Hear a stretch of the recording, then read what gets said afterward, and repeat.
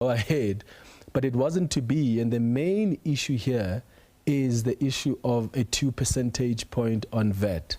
And I indicated earlier that at the end of the day, government doesn't have enough money now, and we can talk about whether or not they've got money, they're spending it wrong, but they need this additional 60 billion rand. So where do they get it? What options do you think are available for government?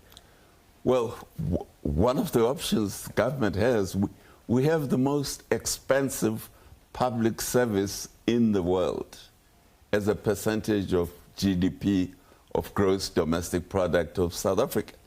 There was a report produced a couple of years ago looking at the wage bill of the South African government.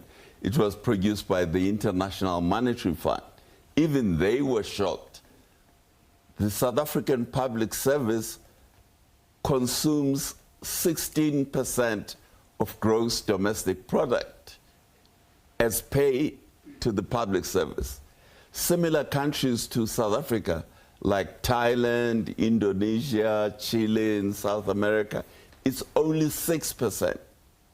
So we have a hugely paid public service, which frankly, the question about its efficiency, the jury is out on that. But we have a hugely overpaid public service, which is a mega cost to the economy. The government can go there and reduce the cost of the public service. That would be where they should go. The unions always say, Mr. Mbeki, that that's not really the issue according to them, because we always see, for instance, nurses are always protesting and saying, we're looking for jobs. Government often complains and says we don't have enough doctors, we don't have enough nurses. So if the wage bill is bloated like that because there's supposedly so many people who are in the state and paid by the state, then why does government often complain about the lack of people in specific sectors? No, but it's because the government officials themselves are part of this overpaid army of public servants. You know, when you walk into Parliament as a backbencher, you earn, just walking through the threshold, you earn R1 million a year without doing anything. You can just go there, go into Parliament, go into your seat, fall asleep, you earn R1 million. So we have this hugely overpaid, you know, the president of South Africa earns more money than the chancellor of Germany. Germany has an economy many times the size of South Africa.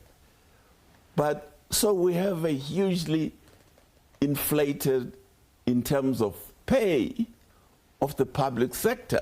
And I'm not talking about nurses or policemen. I'm talking about the top leadership in government, in the cabinet, in the directors general, deputy directors general, the whole administrative managerial class in the public sector.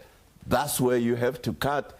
And if you cut 5% of their salary, of that class at the top end, including the cabinet, you would get your 60 billion in note.